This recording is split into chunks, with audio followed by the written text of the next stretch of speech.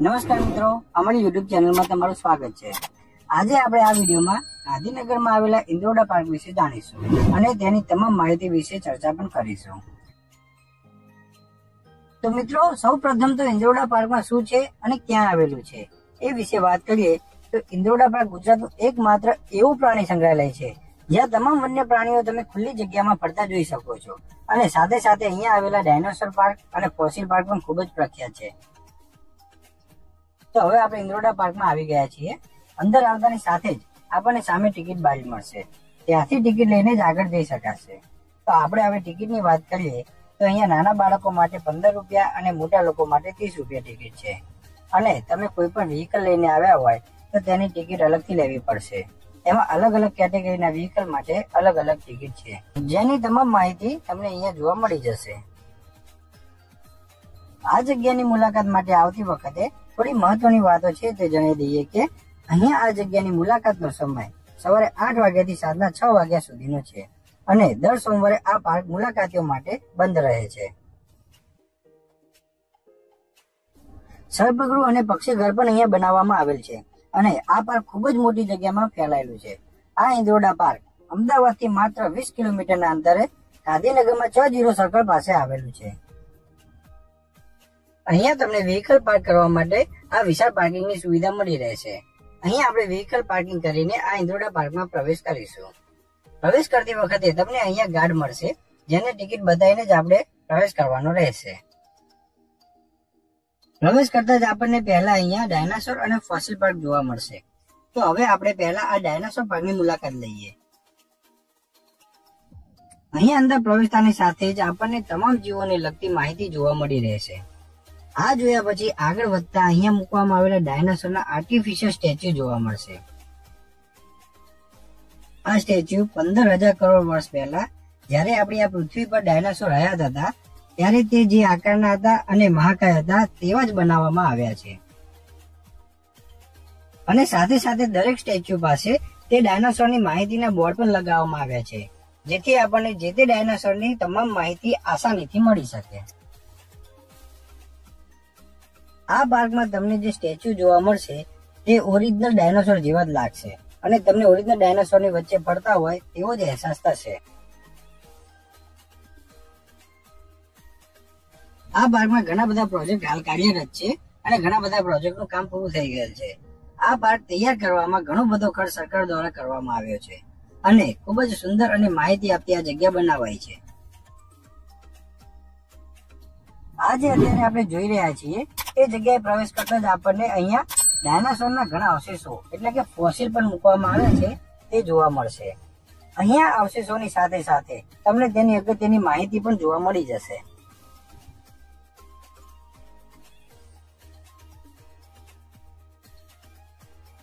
Dinosaur અને fossil park જોયા પછી આ પાર્કમાં રાખવામાં આવેલા સિંહ, વાઘ અને દીપડાને હવે આપણે જોઈશું। જંગલનો રાજા એટલે સિંહ। વિશ્વ પ્રસિદ્ધ એશિયાટિક લાયન અને ભારતીય સિંહને ખુલ્લા જંગલમાં ફરતો જોવો હોય તો ગીરના જંગલમાં જોવા મળે, પણ હવે અહીંયા આ ઇન્દ્રોડા પાર્કમાં પણ થોડા સમય પહેલા જ સિંહને પર્યટકોને જોવા માટે લાવવામાં આવ્યો છે। અહીંયા આ સિંહને ખુલ્લા જંગલમાં ફરતો હોય તેમ તમે જોઈ શકો છો। આ ઇન્દ્રોડા પાર્કની આ જ ખાસિયત છે કે અહીંયા લાવવામાં આવેલા તમામ વન્યજીવોને એવી રીતે રાખવામાં આવે છે કે તેમને તેમની નૈસર્ગિક જગ્યામાં રાખવામાં આવ્યા હોય તેવો અહેસાસ થાય અને તેમને તેમનું અનુકૂળ વાતાવરણ મળી રહે।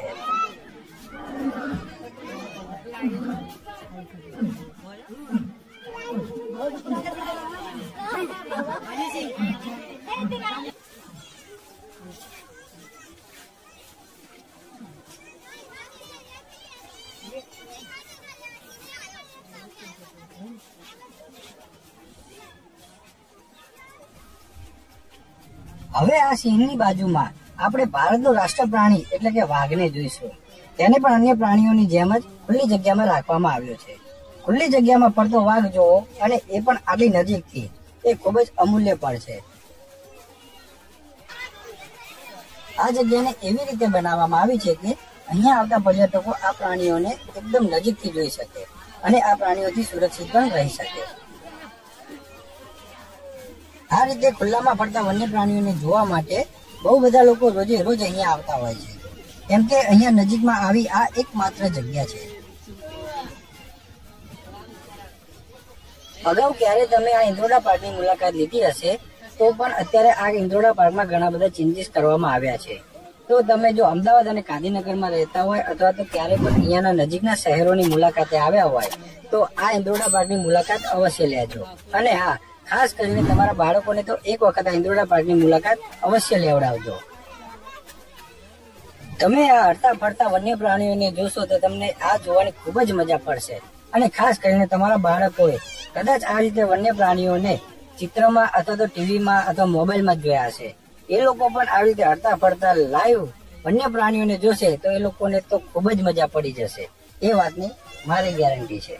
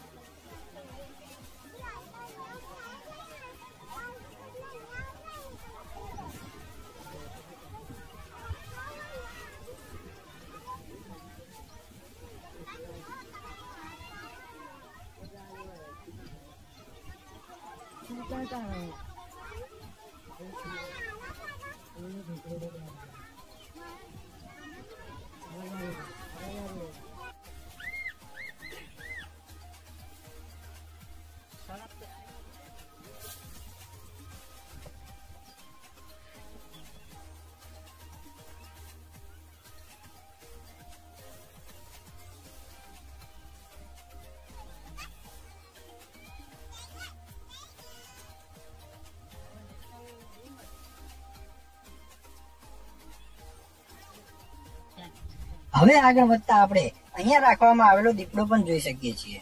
અહીંયા પણ આ દીપડાને તેના નૈસર્ગિક અંદાજમાં ફરતો આપણે જોઈ શકીએ છીએ. આ જગ્યાએ મોબાઈલ પણ લાવવા પર પ્રતિબંધ નથી, ફક્ત કેમેરા પર પ્રતિબંધ છે. તેથી તમે મોબાઈલના કેમેરામાં પણ આ બધા પ્રાણીઓની ફોટોગ્રાફી કરી યાદગીરી રૂપે સંગ્રહ કરી શકો છો.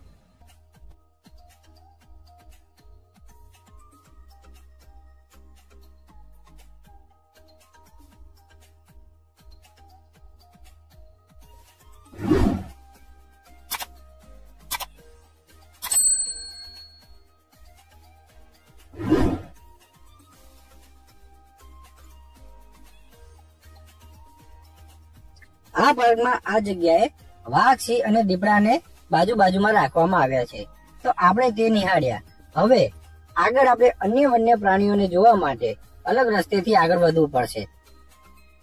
આ જગ્યાએથી બહાર નીકળતા જ સામે આપણે આગળનો રસ્તો બતાવતું ડાયરેક્શન બોર્ડ જોવા મળી જશે અને આ બોર્ડમાં તમને આગળની તમામ માહિતી જોવા મળી જશે.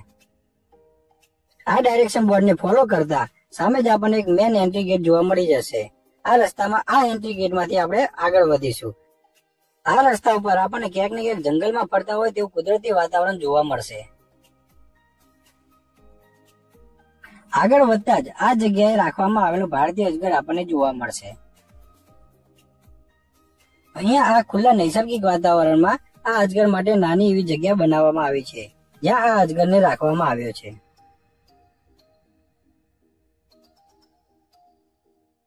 હવે આ અજગર જોઈને આગળ વધતા જ આ જે તમે જોઈ રહ્યા છો તે પ્રકારના રસ્તાઓનો પણ તમને અનુભવ થશે. અહીંયા ઘણી બધી જગ્યાએ ચઢાણ અને ઢાળવાળા રસ્તાઓ પણ આવેલા છે અને સાથે સાથે ક્યાંક ને ક્યાંક અહીંયા પણ તમને ટ્રેકિંગ કરતા હોય તેવો અનુભવ થશે. આ કુદરતી વાતાવરણમાં અહીંયા એકદમ તમને શાંતિનો અનુભવ થશે અને સાથે સાથે વન ડે પિકનિકનો આનંદ પણ તમને મળી જશે. હવે સામે આપણે આ જે જગ્યા જોઈ રહ્યા છીએ ત્યાં આપણને અલગ અલગ વિવિધ પ્રકારના યાયાવર પક્ષીઓ જોવા મળશે. તમે જ્યાં સુધી આ યાયાવર પક્ષીઓને નિહાળો ત્યાં સુધી અમુક અગત્યની વાતો છે એ હું તમારી સાથે શેર કરી દઉં કે આ જગ્યા ઘણા મોટા વિસ્તારમાં ફેલાયેલી હોવાને કારણે અહીંયા તમારે ચાલવું બહુ પડશે અને આ જગ્યાએ અંદર પ્રવેશતાની સાથે જ તમને કોઈ પણ પ્રકારની પીવાના પાણીની કે નાસ્તાની સગવડ નહીં મળે.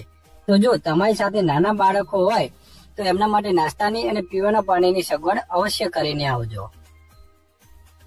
ભારતનું રાષ્ટ્રીય પક્ષી મોર તો તમે જોયો જ હશે. પરંતુ આખો સફેદ કલરનો મોર તો તમે લગભગ કદાચ ક્યારેય જોયો નહીં હોય. તો અહીંયા તમને આખો સફેદ કલરનો મોર પણ જોવા મળી જશે. તે પણ ખૂબ આકર્ષક લાગે છે.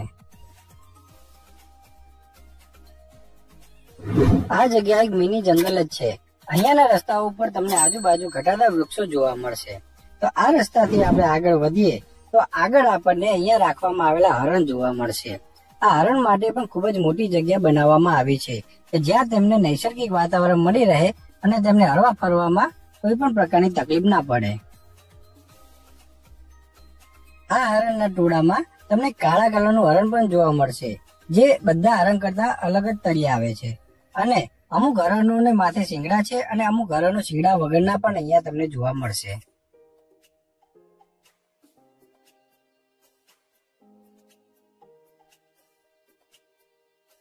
હવે આ જગ્યાએ આગળ વધતા આપણે અહીંયા આવેલું પક્ષી ઘર જોઈશું. આ પક્ષી ઘરમાં અલગ અલગ કલરના રંગબેરંગી યાયાવર પક્ષીઓ પણ મૂકવામાં આવ્યા છે. અમુક પક્ષીઓ અહીંયાના સ્વદેશી છે તો અમુક પક્ષીઓ વિદેશી છે.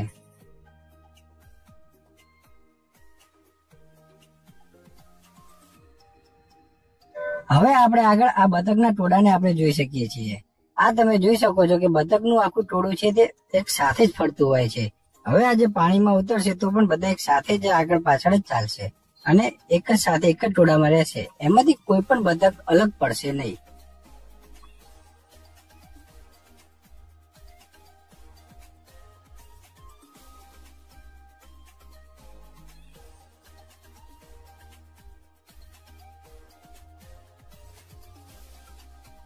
આ પાર્કમાં રાખવામાં આવેલા વિવિધ પક્ષીઓ જોયા પછી આગળ વધતા આપણને અહીંયા રાખવામાં આવેલું બ્લુ વ્હેલનું હાડપિંજર જોવા મળશે. આ હાડપિંજર જે તમે જોઈ રહ્યા છો તે એક આર્ટિફિશિયલ હાડપિંજર અહીંયા મૂકવામાં આવ્યું છે. પરંતુ આ હાડપિંજર ઓરિજિનલ હાડપિંજરને કદકાઠી મુજબ જ બનાવવામાં આવ્યું છે. અને આ બ્લુ વ્હેલને લગતી તમામ માહિતી તમને અહીંયા જોવા મળી જશે. આ હાડપિંજર જોયા પછી આગળ તમને આજે જોવા મળે છે તે છે સાહુડી. આ સાહુડીની બાજુમાં જ તમને અલગ અલગ પ્રકારના કાચબા પણ જોવા મળશે.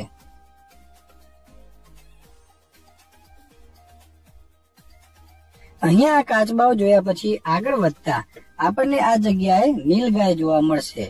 નીલગાય એટલે કે રોજ. રોજને પણ નીલગાય જ કહેવામાં આવે છે.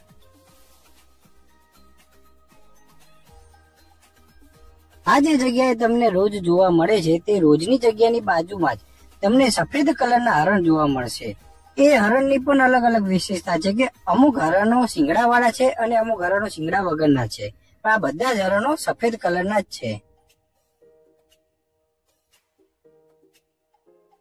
આ જગ્યાએ રાખવામાં આવેલા પક્ષીઓ અને વન્ય પ્રાણીઓ જોયા પછી હવે આપણે બહાર નીકળીએ ત્યારે આપણે અહીંયા સર્પગૃહ જોવા મળશે. તો હવે આપણે આ સર્પગૃહની મુલાકાત લઈએ અને ત્યાં રાખવામાં આવેલા અલગ અલગ પ્રકારના સાપ આપણે જોઈશું.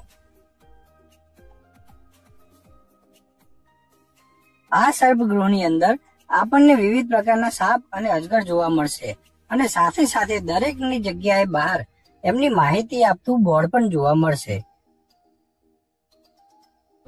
આ બોર્ડમાં અહીં રાખવામાં આવેલા સાપ અને અજગરની વિવિધ પ્રકારની માહિતી આપણે આસાનીથી મેળવી શકીશું. તો મિત્રો, વેકેશન કે વીકેન્ડમાં તમે પરિવાર સાથે આ ઇન્દ્રોડા પાર્કની મુલાકાત એકવાર અવશ્ય લેજો. તો મિત્રો, અમે આ ઇન્દ્રોડા પાર્કની મુલાકાત લીધી અને અહીંયાની તમામ માહિતી તમારી સાથે શેર કરી. તો મિત્રો, હવે આ જે તમે સર્પગૃહ જોઈ રહ્યા છો તે આ સર્પગૃહ જોતાની સાથે જ આપણે આ ઇન્દ્રોડા પાર્કની મુલાકાત અહીં પૂર્ણ થાય છે. તો આવી નવી નવી જગ્યાઓના વિડીયો અમે મૂકતા રહીએ છીએ. તો એ વિડીયોની નોટિફિકેશન તમને મળી રહે તે માટે અમારી ચેનલને સબસ્ક્રાઇબ અવશ્ય કરજો. અને આ વિડીયો ગમ્યો હોય તો લાઈક, શેર અને કમેન્ટ કરવાનું ભૂલતા નહીં. જય હિન્દ.